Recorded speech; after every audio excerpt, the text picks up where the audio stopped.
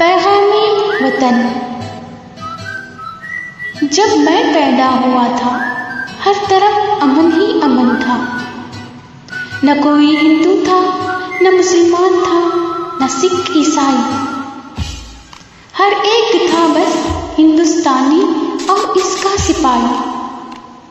نہ مندر کی لڑائی تھی نہ ہی مسجد کا تقاضا تھا، پر نہ جانے آج کیوں ہر طرف ہنگامے، فسادات، غیرت گاری ہے۔ لگتا ہے انسان کے خون کا پیاسا ہے، نہ اپنوں سے محبت ہے نہ ہی بزرگوں سے عقیدت ہے۔ میری دعا ہے، تمنا ہے، آرزو ہے، ہندو مسلم سکھ عیسائی مل کر رہیں۔ پیغام وطن۔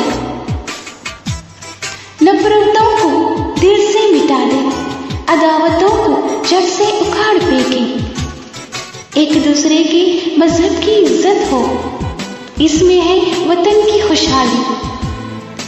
ہند کی زمین پکار کر کہہ رہی ہے، ایک ہو جاؤ، ایک بن جاؤ، دھرتی ماں سے پیار کرو، انسانوں سے پیار کرو، ہم سب ہیں ہندوستانی، ہندوستان کی شان بڑھائیں، نفرتیں مٹا کر ہند کو آباد کریں۔ پیغام وطن۔ Happy republic day.